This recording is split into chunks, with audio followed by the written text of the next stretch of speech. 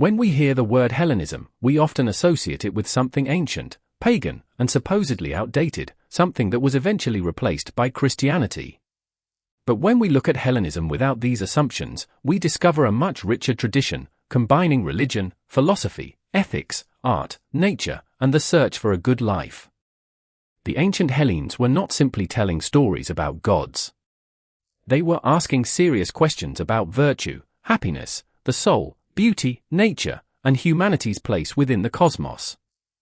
And many of these questions are still relevant today.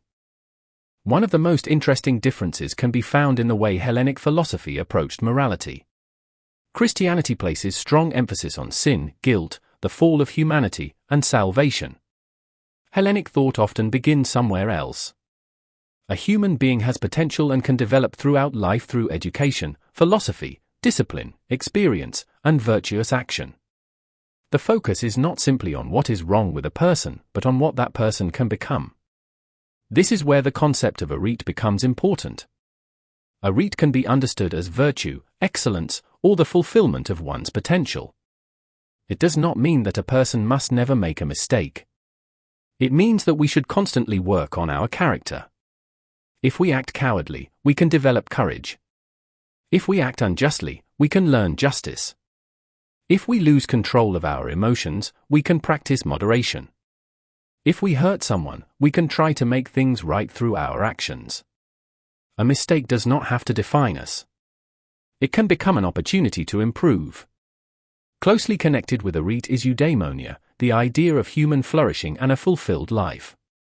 It is not simply temporary pleasure or a moment of happiness. It is about living well as a whole person, developing good character, meaningful relationships, wisdom, and a sense of purpose. The good life is therefore something we build through our actions, rather than something we simply wait to receive. Another important feature of Hellenism is plurality. There were Stoics, Platonists, Aristotelians, Epicureans, Pythagoreans, and many other schools. They disagreed about important questions, including the nature of the soul, the gods, the cosmos, and the good life.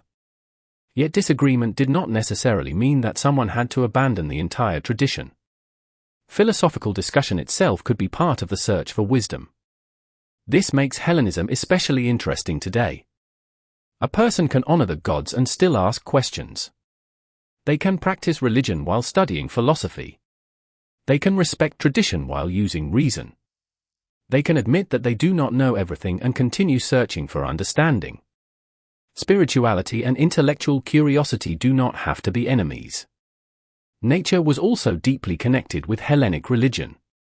The world could be understood as an ordered cosmos, and the gods were associated with different aspects of nature and human existence. The sacred therefore did not have to be found only inside a temple. A person could experience reverence while looking at the stars, watching the sea, walking through a forest, or witnessing the sunrise. Ritual was another important part of this relationship. Prayer, offerings, incense, hymns, festivals, and sacred spaces allowed people to express gratitude and reverence toward the gods. A ritual did not necessarily have to be understood as a simple transaction in which a person gives something and expects a reward.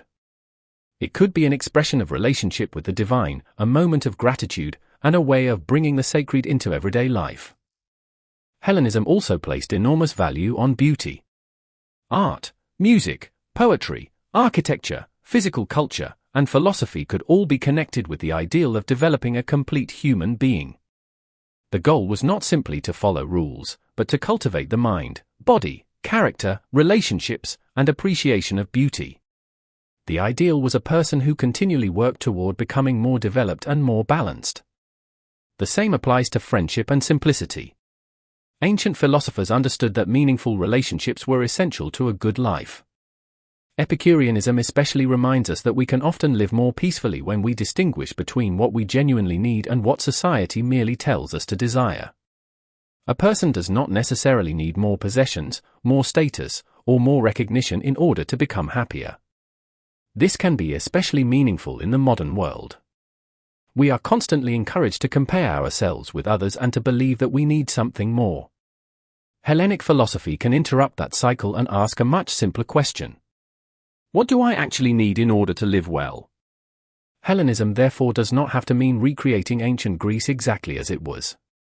A modern person can live with modern technology, work a normal job, use the internet, and still honor the gods, practice rituals, study philosophy, celebrate festivals, and cultivate virtue.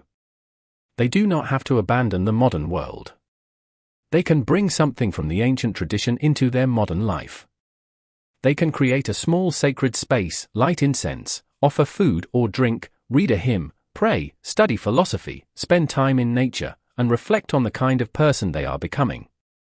And perhaps this is one of the most important aspects of the Hellenic path. Religion is not only about what we claim to believe.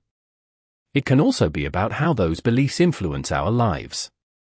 Do they help us become wiser and more courageous? Do they teach us to become more just and more capable of controlling ourselves? Do they help us become better friends, appreciate beauty more deeply, and develop a stronger relationship with the world around us? And perhaps most importantly, do they help us become the kind of person we would actually want to be? Because the questions behind Hellenism have not disappeared. What is a good life? What is virtue? What is happiness? What is beauty? What is the soul? What is our place in the cosmos? And what does it actually mean to live well? These questions are still with us thousands of years later.